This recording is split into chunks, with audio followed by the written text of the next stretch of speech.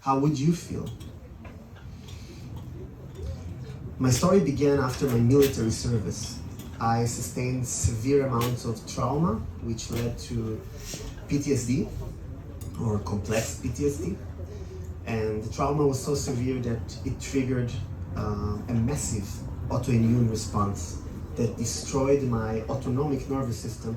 So for those of you who are not biologists or doctors, we have two types of neurological system in our body.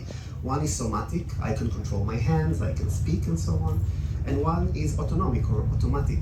I cannot control my digestion, I cannot control my blood pressure, of course with meditation and so on, but just as zum Beispiel, like you said. So I was in bed for 7 years. I could not walk, I could not talk, I could not have family. And the doctors who told me this were basically right. I turned my bed into a laboratory. I made experiments because when you're told your wings are clipped basically and you have no future, you realize that all you have is your resources within. And in this experimental phase, I've discovered 3 superpowers that are not only mine, but I believe that are superpowers of the human spirit that we all share and they are all innate in us. Those 3 superpowers are super simple. The first is hope. Hope is not just wishful thinking. I think we are taught in school that hope is hoping for something good that will happen in the future. I think it's wrong. I think hope is a discipline. Hope is a practice, and hope can be learned and can be practiced. The second is empathy, and the way you are speaking to yourself has a huge meaning to your recovery. The way the language is being handled has a lot to do with the way you recover. I could be understanding to other people, but when I got sick, I lost empathy toward myself and I had to relearn how to talk to myself in an empathetic way.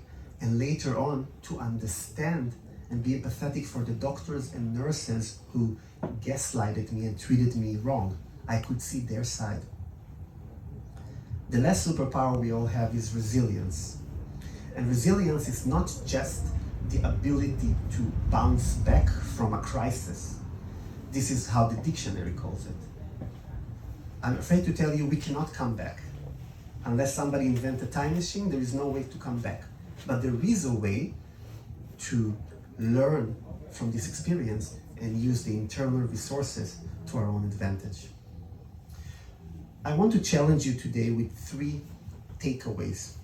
The first is, what is something this week that you can do that is an opportunity or possibility that you always wanted to do, but you never had the courage to do it? You don't have to do it, but I would like you to think about it and rediscover it. The second is tonight, before all of us are going to sleep in our beautiful hotels, or just me, I don't know, maybe you'll sleep outside. I'm sleeping in a beautiful hotel, but don't tell anybody.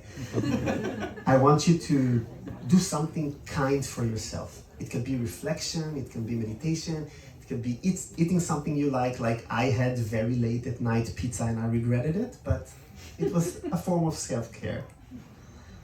And the third is to look at yourself with empathy and try to think, what is a resource I have that I know I have within me and I've been neglecting, like creativity or some sort of artistic Bereich, like you said. Something that is a resource for me that when I have hard time, I can tap in or connect to. When doctors basically gave me a life sentence, they sentenced me to death, basically. They told me I will never have a future. I could have listened to them and just stay in bed, or worse. But I've decided to do something else. I've decided to rediscover my own resources. And by doing so, I've managed to build a future that nobody believed that I will have. I've managed to travel the world and speak in 30 countries. I've managed to start companies and to write books, but it's not about the achievements. It's about the recovery, that I'm able to do those things they told me I can. I can walk. I taught myself how to walk. I can talk. I taught myself how to talk. I have a family. I have a beautiful daughter, 6 months old, and a beautiful wife. And mainly, I'm connecting to myself and trying my best and failing, but trying to live my life to the fullest. When you're connecting everything I just say, hope is a discipline. It's a superpower, but it's something you can practice. It's something you can not only practice, but something you can really methodologically do in your life. Look at things with a hopeful eye view. Empathy is your internal and external language. And trust me, I've been a social entrepreneur, I started patients organizations and so on. Every time I fight against something, this something fights back against me. But when I look at things with empathy, you can change a lot. Even when working with the Sozialversicherung, which is close to impossible. And resilience is a tool. It's a blueprint that everybody has inside. I know everybody now in all workplaces have resilience workshops and they're super boring. But this is not this kind of resilience.